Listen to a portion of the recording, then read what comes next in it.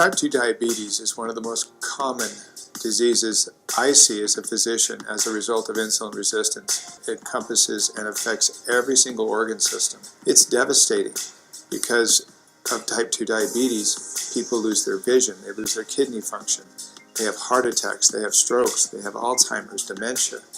There's no part of their life that isn't affected. Financially, it's devastating.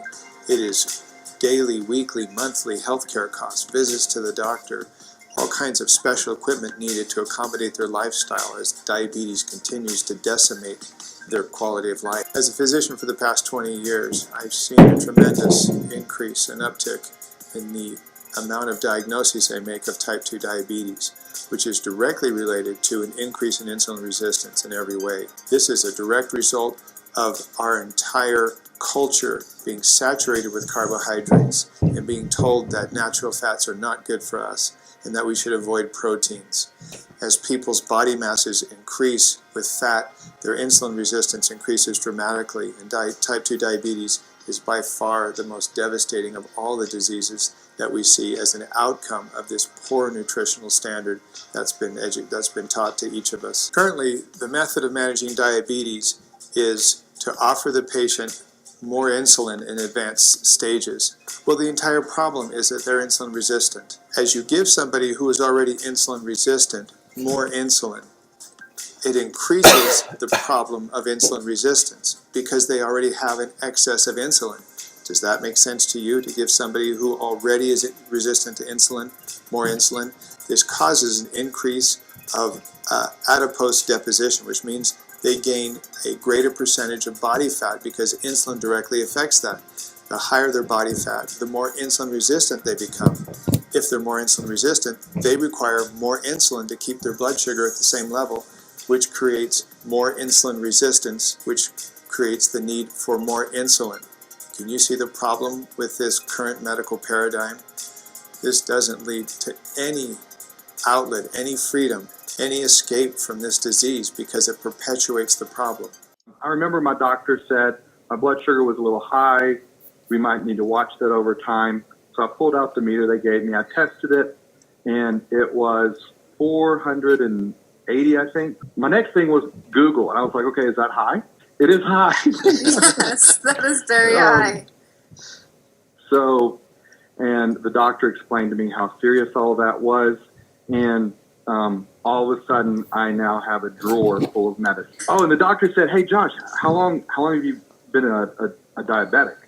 I was like, I'm not really sure. They said, well, when did the doctor first tell you that you had type 2 diabetes? I went, that would be just now. Started researching, watching videos, came across Dr.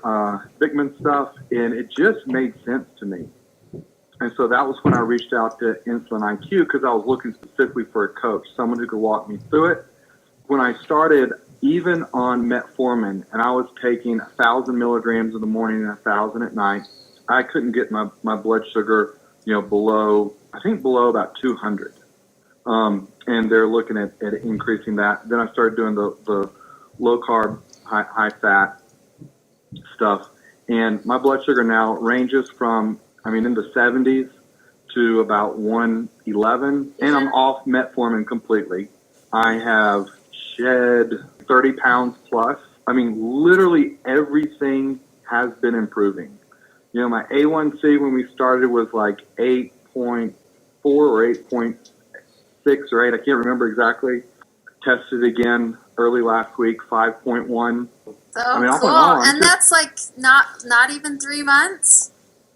Yeah, just barely. As a physician, I'm trained to give you a bunch of medicine and tell you that I'm so sorry that you have this condition, and that I'll watch you closely, and we'll give you enough medicine to keep your blood sugars normal, and if that doesn't work, we'll give you enough insulin to keep everything normal. What do you feel like? What does your body feel like? I feel like I've gotten a second lease on life. Josh, tell me, have you seen your doctor since she first diagnosed you with diabetes, and what's your physician's reaction to how you're doing and what you're doing? She was pretty amazed because she said, I don't really quite understand, but basically you're not a diabetic anymore.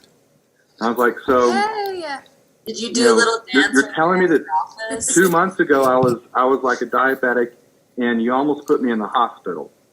And now I'm just not. And she's like, well, that's what the numbers say. But I don't want anyone to be afraid of their doctor. When you go to them with information, make sure that you understand that this is contrary to everything we're taught. We're taught this is dangerous, that carbs are necessary. We don't know why they're necessary, but we're taught that they are. And we're taught that diabetes is permanent and incurable, and all we can do is control it and monitor it and let you be sicker longer. The coaching definitely helped make everything easier, everything faster. What Carly's been doing for me, and this is why I've really loved her as a coach for me in the program, is she's teaching me to understand my she's teaching me how to read and listen to what my body's actually telling me. And that's what I've gotten from the coaching, though. Yeah. It's like, hey, tweak this, adjust that. Now, what is your body telling you need? Thank you I for want to say coming on. one thing as I leave. Yes. One thing as I leave. It is impossible for me to appropriately thank you guys for what you've given me. There's a lot of people out there that are sick, they're tired, they're hurting, they're desperate, and they don't know what to do. I'm not going to pretend like this is the answer for everybody under the sun, but I will tell you this, I've tried a whole lot of things and nothing ever worked. And the benefits go down from, like it was what Dr. Berry was saying, it's not just the numbers on the blood test, but it's how I feel, it's even my emotional state, performance at work, everything. So I want to say thank you guys. Carly, you know how much I love you.